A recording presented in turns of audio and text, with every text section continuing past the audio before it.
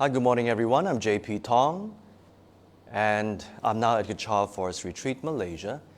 And today is day 88 of Mindful Morning Meditation. Let's do a bit of stretching before we start our meditation. Let's stretch our arms.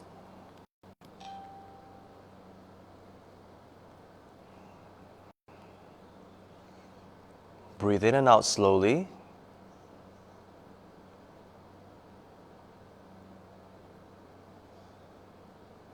Okay, the other arm. Do make sure that you feel the stretch along your arm.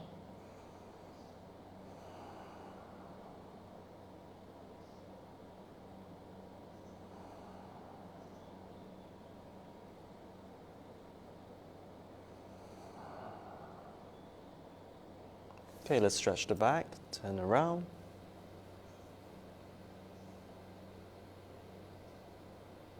Breathe in and out slowly.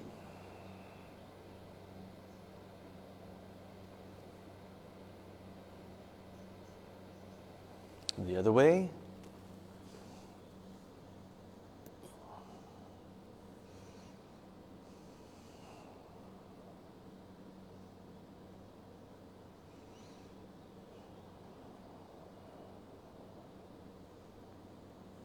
Okay.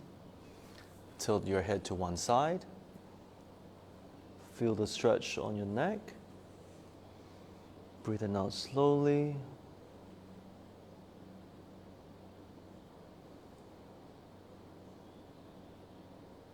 And the other side.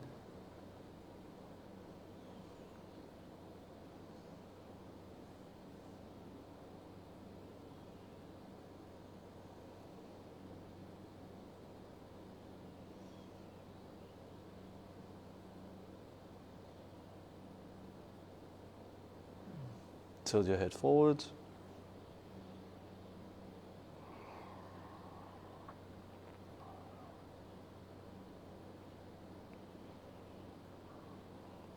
And backwards.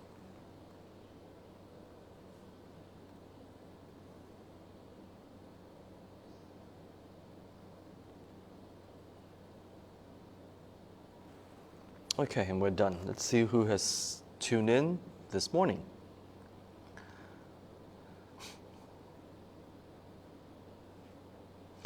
Hi, morning, Dr. Hank, Cindy, Sokfan, Cochran, and Jillian, and the rest of you, whom I can't see, but thank you very much for tuning in.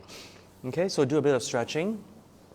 You can stretch your lower limbs as well as I'm talking. Yeah, if you tend to have any pins and needles. All right, so let's now continue with the 9-round breathing meditation. So let's put your left hand out, thumb down, wrap your thumb into a fist, put your left fist on your right armpit, right hand on your left nostril, and breathe in slowly.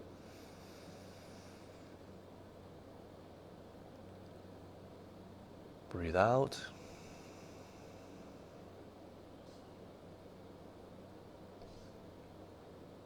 Breathe in all the way.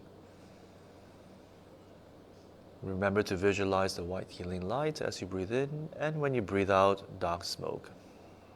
Breathe out all the way. Breathe in again.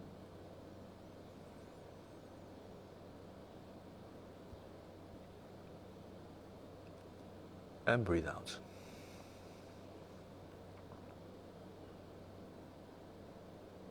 Okay, let's change hands.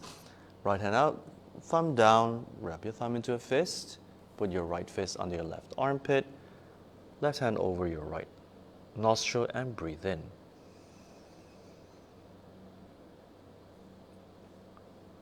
Breathe out.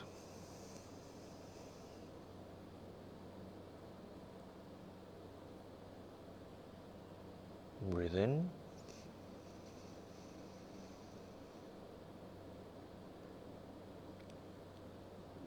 Breathe out.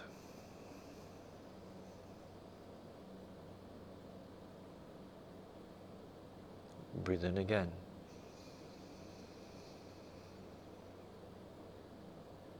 And breathe out.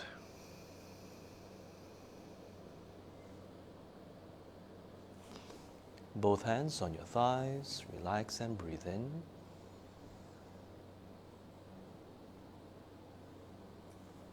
Breathe out.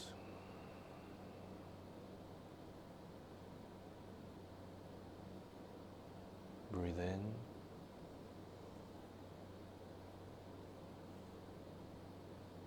Breathe out.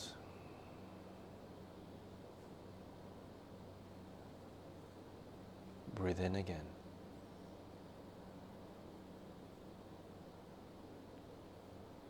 And breathe out.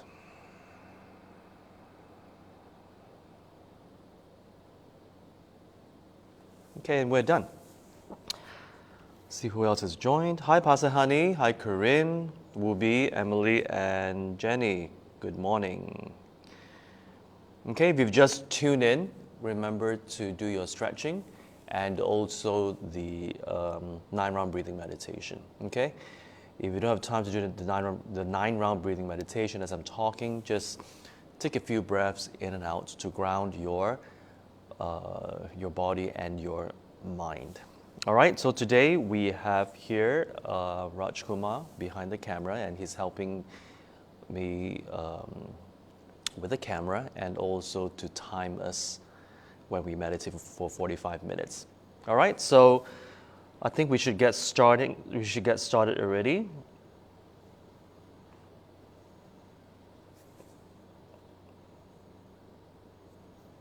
Yeah.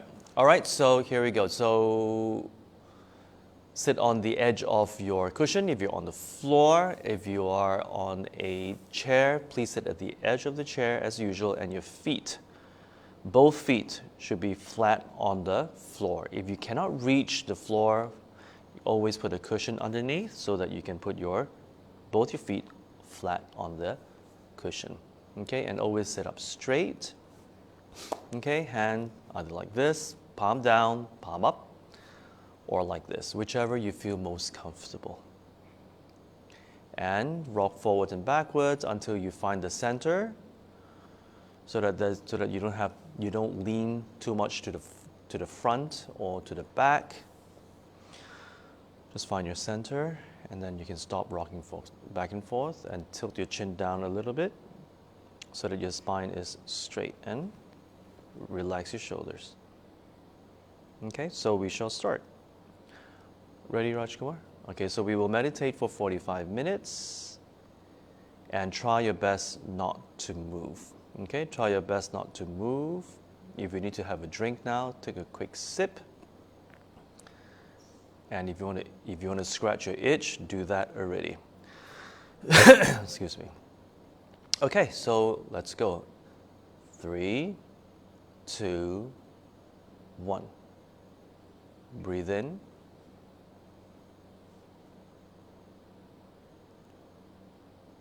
Breathe out. Breathe in.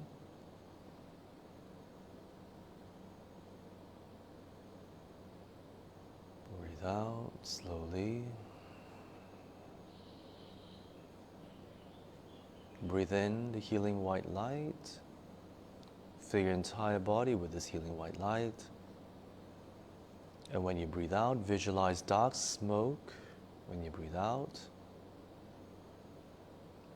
representing all your worries, stress, negativities, aches and pains, your illness. Breathe it all out. Every time you breathe in, bring in more healing white light, filling your entire body from the top of your head to the tips of your fingers, to the tip of your toes. Your entire body is glowing in this healing white light. And you feel very light. Every time you breathe out, visualize the dark smoke as you exhale through your nostrils.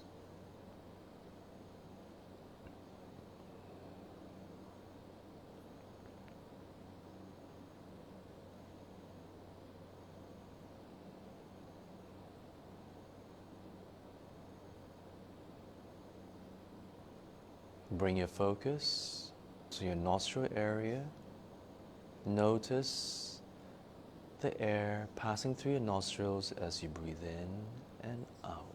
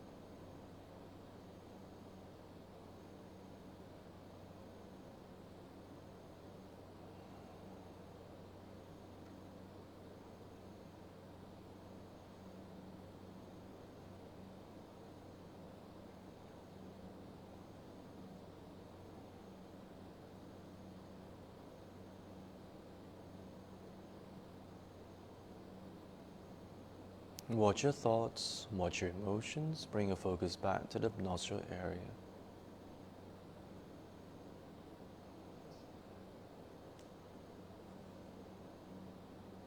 You're now very calm and very relaxed. If you hear sounds, watch the sound and bring your focus back to the nostril area.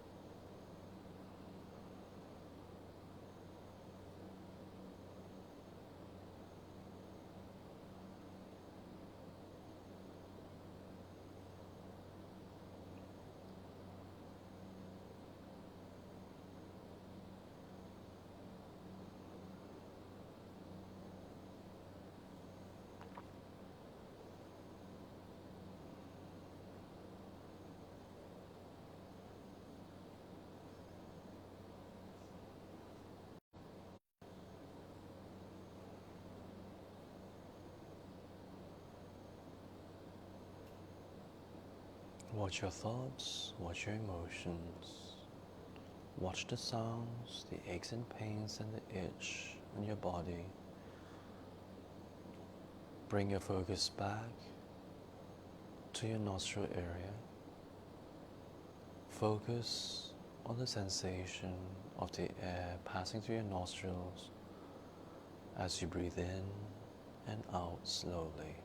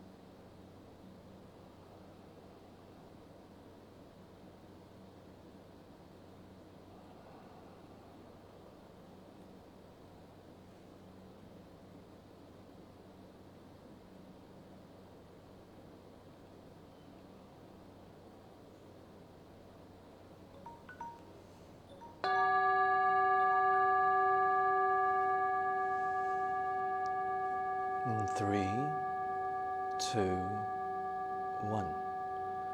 Bring your focus back to your room.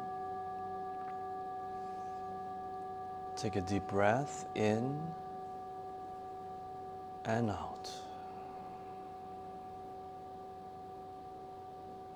Great.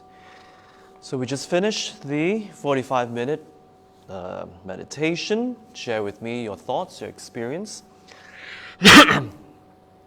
for today's meditation.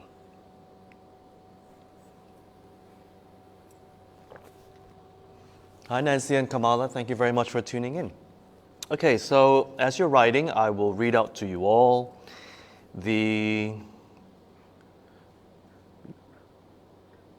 what I've written in the gratitude journal yesterday. So yesterday I wrote that I'm grateful to have introduced some pujas for a friend to overcome his obstacles. Number 2, I'm grateful to have a kitchen team to cook for Kechara Forest Retreat's community. And 3, I'm grateful for the cooling weather in the morning. Okay, and before I move forward, I would like to also acknowledge today's sponsor. For today's program, the first sponsor is Anonymous. The dedication is, may the global COVID-19 pandemic end soon. May more sentient beings awaken their innate compassion and wisdom. And the second sponsor for today is Cindy Fu. May all sentient beings be happy, free from suffering, and apart from all the causes of suffering. Thank you very much for your sponsorship and for making this program possible. All right, so thank you. So how was it for you all? Michael Hong, hi, thank you very much for tuning in. So it says that a very good experience, feel very fresh. Oh, that's great. So was it a stretch for you, Michael? Let me know. And is this the first time that you have joined our program, or you've been participating all this while? Do let me know. Yeah. Anyone else?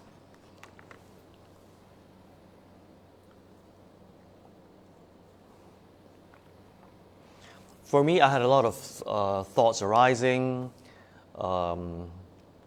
throughout the meditation. Our thoughts arising. I was, there was an itch here and there, and I started off with a lower back ache, and then it was gone as I was again bringing my focus back, watching these distractions, and bringing my focus back to my nostril area. Okay, so, and throughout the entire 45 minutes, it was, again, distractions from thoughts and all that. But you see, it's okay as long as you bring your focus back to the nostril area. So that's the exercise that we're doing right now. It's to strengthen our control of our mind. Okay, that's the key here. And along the way, you will feel very at peace, you feel very serene, and you feel a sense of calmness and peace, and that's the side benefit of the single-pointed meditation.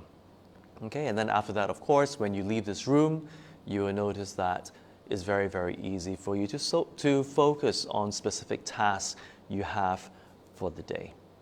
All right, but do share with me your experience. Okay, so Yiman started off with a rather chaotic mind with many thoughts, but managed to calm down after a while. At one point, instead of focusing on my breath, I was focusing on my heart chakra and feel some unexplainable raw emotions, but I quickly refocused back on my breathing. Focusing on the heart chakra is not the same as connecting with the inner self.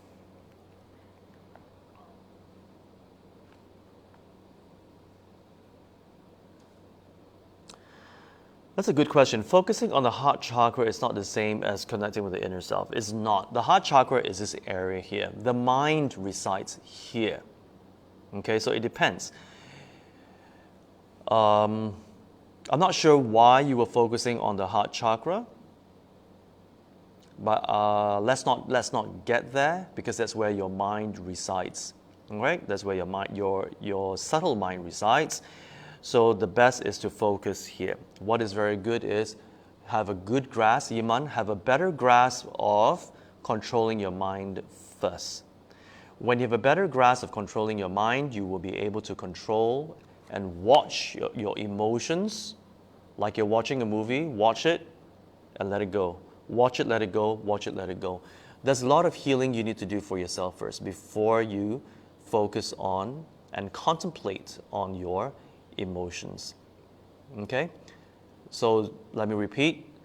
Focus on strengthening the control of your mind first.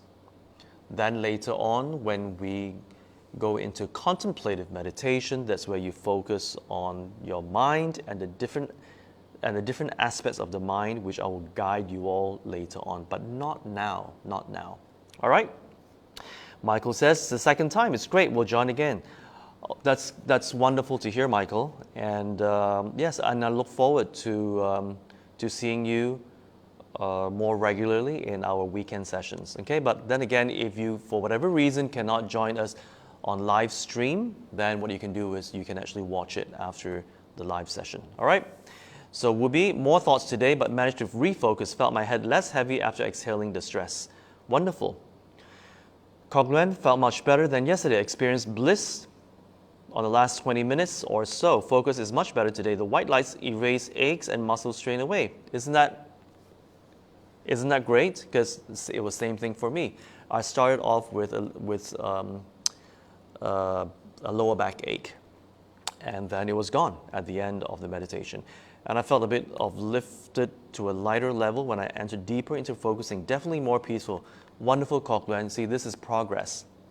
Okay, so this is actually progress for you. And Corinne, there were some thoughts and a little strain on the back of the neck. Managed to focus back and complete the session. Definitely. See, so now you guys have the hang of it already. Whatever the distractions may be, because, you know, it can be numbness at your lower limbs, aches here, thoughts, emotions, your mind focusing all over the place. As long as you bring the focus back, pull your focus back to the breath around the nostril area. That's the key here. And the more you do that, the better or the faster you become in bringing the focus back to the nostril area. And that is the key here. How fast do you bounce back from the distraction? Okay, how fast do you bounce back from your distraction? And you get good at it. You get good at it, and you get good at it. All right, that's the key here. Okay, and then you can actually apply this skill outside of this room every time you're distracted from whatever it is that you need to do or whatever it is that you think that you need to focus on. You will notice that whatever your distractions usually are, you will actually bounce back very fast onto your task at hand. Okay, so that's excellent. Okay, so continue writing, and as you're writing, I will read out today's wisdom quote. So,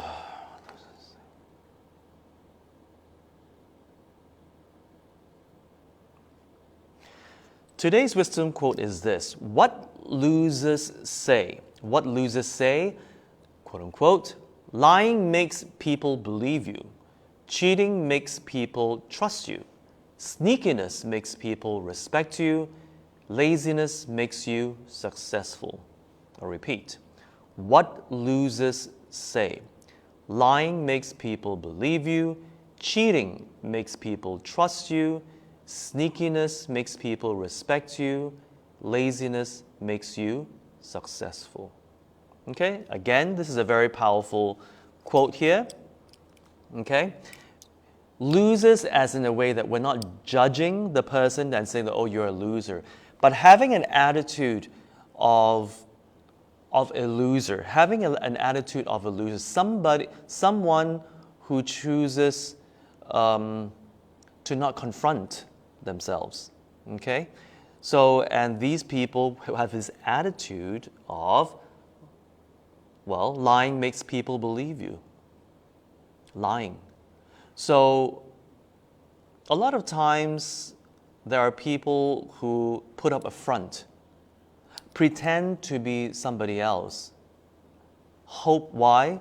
Hoping that others would like them more if they pretend to be someone else. And this is very common because a lot of people suffer from very low self-esteem, low self-confidence, and they are not happy with themselves. I used to be like that. Although I may put up, back then, many years ago, before I met my teacher, I may put up a front that I'm very strong, I'm a go-getter and all that. But deep down, I used to suffer from very low self-confidence and not being happy with myself and with what I've achieved back then. So, and that's why I put up a front that I'm full of confidence and I know what I'm talking about and I know where I'm going, because that's what I would like to be. That's what I like to be, and that's what I like other people, how other people to perceive me. But you see, deep down, I was just thinking that I was just not good enough. Not good enough. And it was my teacher who actually pointed that out to me and said, "Don't worry, I will help you. I will help you." All right, and a lot of us who suffer from this kind of low self-esteem is because we are always, comparing ourselves. We're the harshest critic with ourselves, harshest. And perhaps growing in an environment whereby, we're always taught to compare. You should be better than your neighbors. You should be better than your classmates, and you should be excelling in this world, and you're always comparing. Oh, if you have an A, you should be having an A plus. If you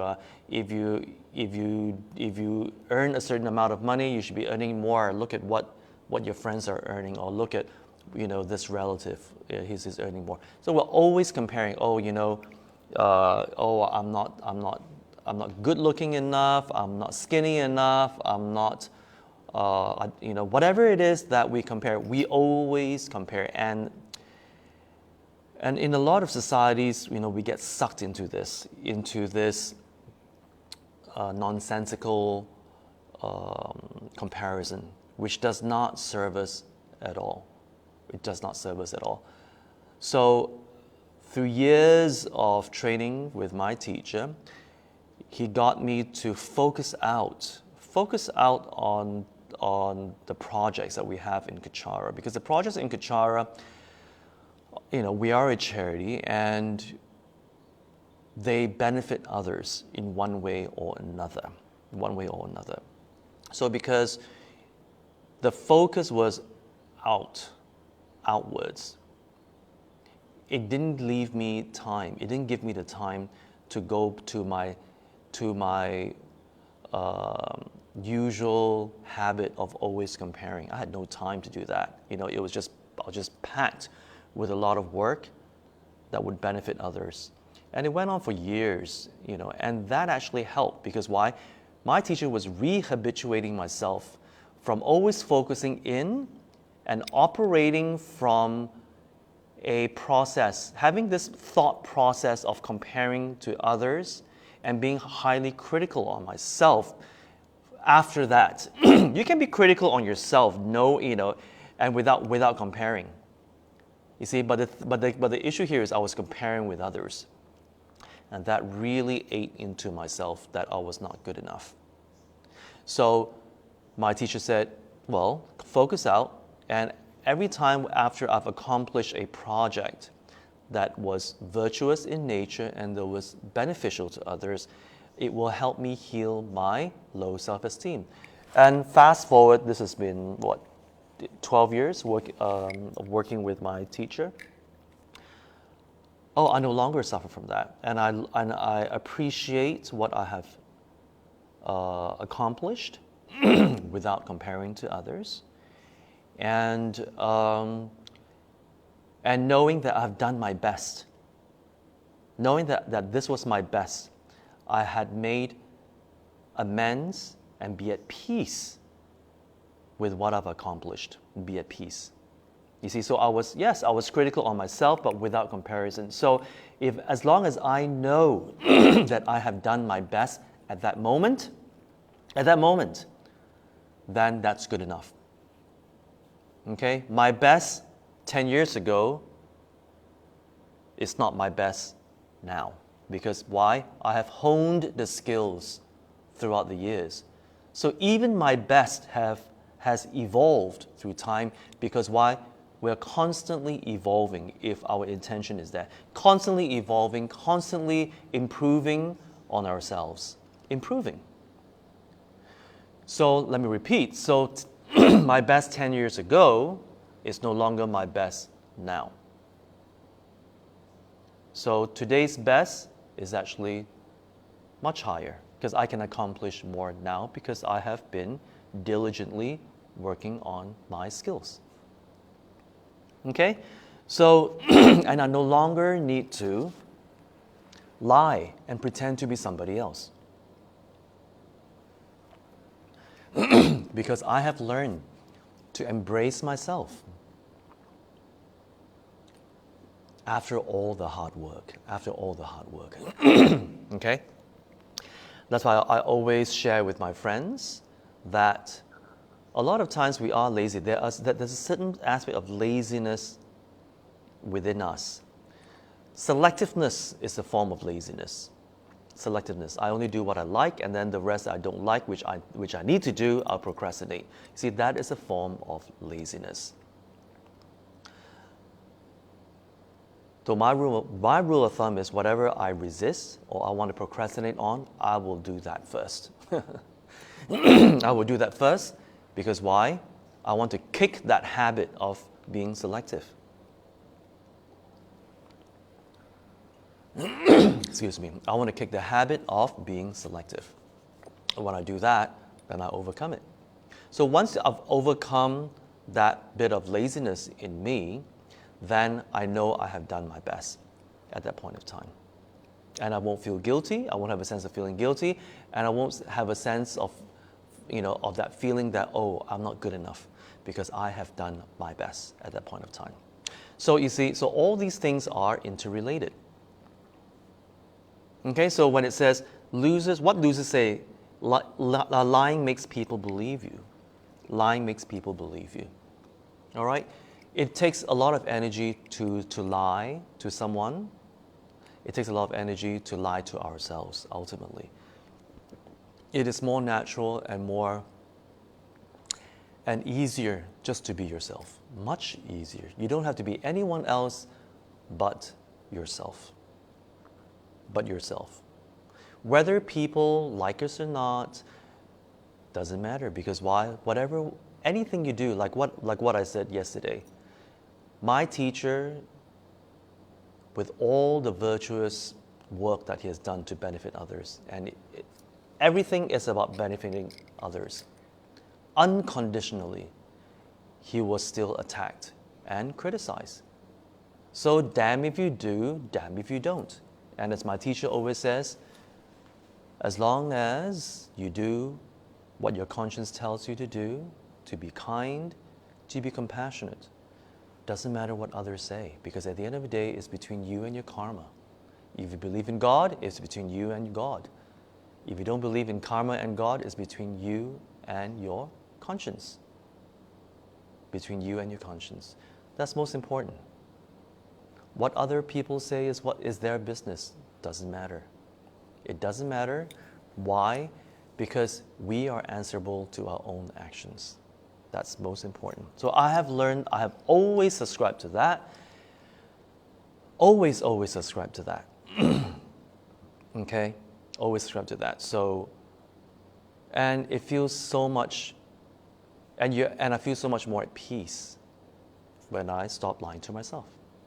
All right, so the second one is cheating makes people trust you. Cheating makes people trust you. There are people who think that if they cheat others and they get away with it, oh yeah, they trust me, look, because I get away with it. Well, you see, some people, well, yeah, there are certain instances whereby you do get away, but it's just a matter of time. It's just a matter of time that you won't get away with it. And then you're going to hate yourself for ever doing what you did, which was cheating on others. Okay? So whatever we tell ourselves that it's okay to cheat, think twice. Think twice. because you will lose your integrity after a while. And then when you really mean what you want to say, when you mean what you say truly, people will stop believing in you. Because why? You have this track record of cheating.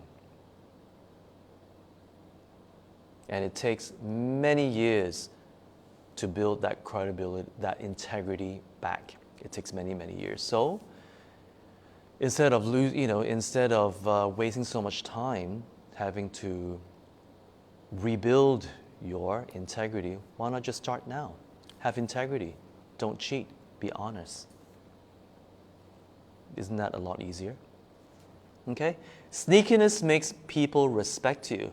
Sneakiness makes people respect you.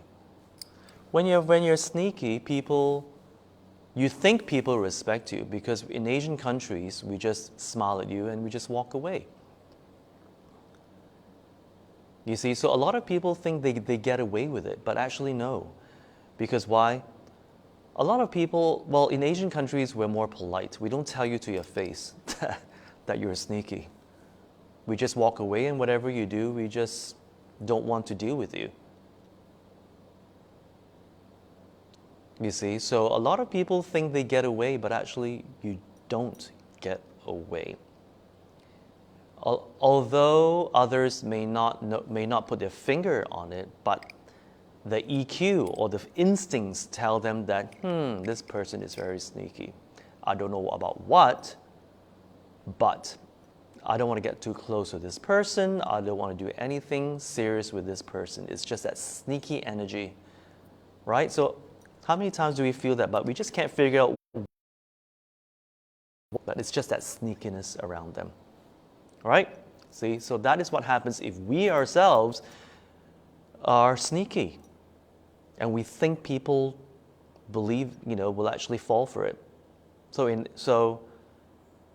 See, that's what we tell ourselves. That's what we tell ourselves. But definitely you will not get away with it. All right? Laziness makes you successful. Oh, this is a big one. Laziness makes people successful. Definitely not. Definitely not. Nothing in life is easy. It's not easy. Everything takes effort. Everything takes effort. Even being a loser.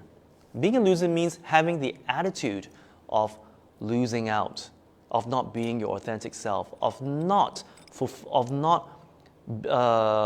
fulfilling your highest potential, not living your highest potential.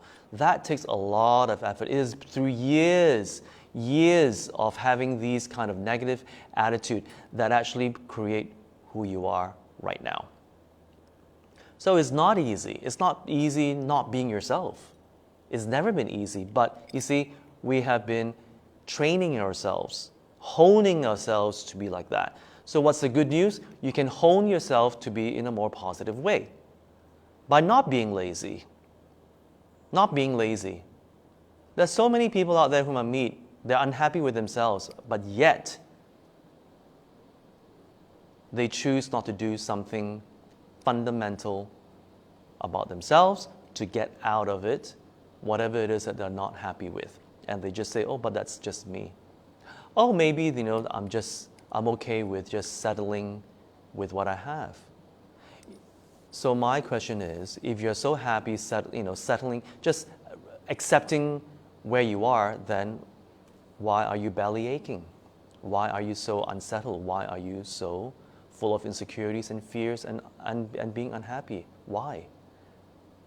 So they contradict themselves. They contradict because why? Because they keep telling themselves, it's okay. I do not want to put in the effort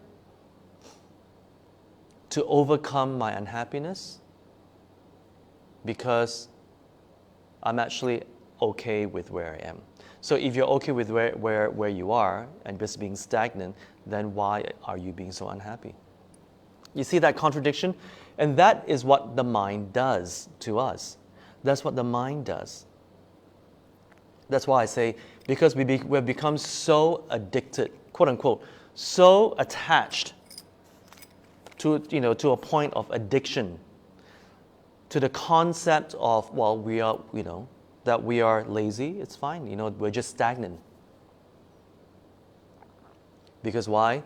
It's our comfort zone. It's our comfort zone. So it's okay to dwell in our comfort zone that is not serving us. And that's why we're so unhappy. It's okay. I'm happy being unhappy. Because I do not want to put in the effort to jump out of this. It's like telling a drug addict, kick your addiction to the drugs. Kick it. Oh, but it's too much effort, you know, I'd just rather take that jab and have that instant gratification. Because why? Yes, I know it's bad. Logically, I know it's bad, but I'd rather be in this comfort zone and just shooting myself with the drugs because it's an easier way out, although I know it's not good for me. That's a comparison that I love to use. Notice the similarity. Notice it. And that's why when we are truly deep down, deep down, ask ourselves, what is it that we're in denial of? What is it? And there are times I tell my friends, speak to yourself in the mirror. Talk to yourself in the mirror. I do that at times when I need to kick myself out of a certain habit that I'm like dwelling on. And you coach yourself, you train, you tell yourself off. Doesn't matter what people are going to say. Oh, you see, JP is off, he's talking to himself again. You know what? Doesn't matter. As long as it works. As long as it works for me and I am living my life without regrets. And I'm true to my conscience. That's very important. True to my conscience. That is what truly matters. That's what truly matters. Okay, so today's session is very powerful. Very, very powerful. So think about what I just said. You can actually re-watch it later on. If you have any questions, you can please write it down and I'll be more than happy to answer them for you. All right, so let's see.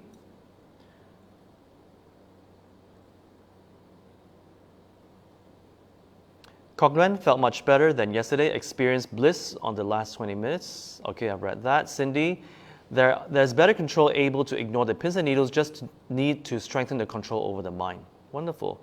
Corinne, there was some thought and a little strain at the back of the neck. Completed session. Coglan, gratitude, able to continue rolling mantras and target to finish the entire bundle today, able to house clean yesterday with wife. Great. Yiman? Questions on your explanation of Rinpoche's quote yesterday's. Number one, since it is not easy to practice pure love, what is your advice on how we should practice it consistently with those who we find it hard to practice, especially with those non-family members and non-friends, if we are often in a hectic and overwhelming life? Well, start with your family. Start with your family. Extend your unconditional love with your family. Start with that. If you're not able to start with your family, start with yourself. Start with yourself. Perhaps there are a lot of baggage in you that you have not settled. So start with yourself. Do that. But I find it more effective instead of focusing on myself because I may not be able to handle the baggage, I focus out on others first. Focus on others. Okay? When we focus on others, which is what my teacher did for me, focusing on others and making me so busy focusing on others, all my emotional baggage slowly melt away, and it wasn't as overwhelming when I revisit it and work on it. So that helped. That helped back then. It helped me tremendously. So you can focus on family members or people whom you care very much, and you focus on how to help, how to benefit them even further. You see, all your sessions, because you've been participating in Kechara's sessions, with the talks with myself, with the pastors, you can actually practice that, learn that, and actually share that with your loved ones. That'll be very, very beneficial. Okay, do that often, slowly. And then from there, you extend to other people outside your family. So baby steps is what I'm talking about, baby steps. Okay, if you live in an apartment block, you can even extend that care to the security guards. Yeah, buy them a meal, a hot meal or drink, because they've been sitting in the guardhouse for the whole day, making sure that you are safe and sound. Even the security guards in your office, you can do that as well. Baby steps is what I'm talking about. Okay, try that and let me know. 2, you said when we see, what we see may not be true and what we didn't see may be true. Hence, time will tell the truth, right? Can you give an example of this and what can we learn from this? Definitely. You see, a lot of times we think that, for example, you've known this person for 10, 20, 30, 40 years, and something happens, a situation arises, and this person reacts in a way that you've never experienced, and you get, hey, what happened? How come you've changed? I didn't see that. I've known you for so many years. Well, you see, like I say, our mind, there's so many facets to our mind, and it requires different situations to trigger that aspect, that facet of the mind to show up. People don't change if they don't put effort into doing that. They just hone the skills to become better at doing whatever it is that they do. So that's why we don't see that. Okay? I'm not saying people never change. I'm just saying it's very rare that people change. Very rare. Unless you put in a lot of effort to do that. Definitely. So what you see of this person was your truth throughout these 10, 20, 30 years. So that's your truth. But it may not be everything that you see, your truth is very limited. You only saw maybe out of the 10 facets of the person's mind, you only saw 6 facets. You've never seen the other 4 facets because why? Certain situations did not arise to trigger it. So then your reality becomes broken because you go, oh, how disappointing. I never knew you were like that. What happened? See, even the word disappointing comes from my expectation of how I perceive you. The conclusion that I've made about you. My judgment of you that you are like that. You're in that, so you've actually boxed that person up. You put that person in a box. Oh, that person is like this. It's because of the untrained mind. Because we have not trained ourselves to look at different facets. After a while, when we understand how the mind works, after a while, you will be able to even pick out other facets of the person's mind without that facet being triggered. It's all about psychology. That's why many people go and see a psychiatrist or psychologist, because why? They can actually highlight these things that we don't even notice. Sometimes even with ourselves. Sometimes even with ourselves that we catch ourselves and go, oh, why did I react like that? Haven't you not experienced that? Oh, it's like you catch yourself, oh, why did I react like that? Oh, I shouldn't have. See, so yes, so definitely when we understand how the mind works, we will have a more open mind. No judgment, just observing and perceiving. Observing and perceiving. All right, so the reality, so a certain part of the truth starts to change when situations change. Okay, so I hope that makes sense, Iman.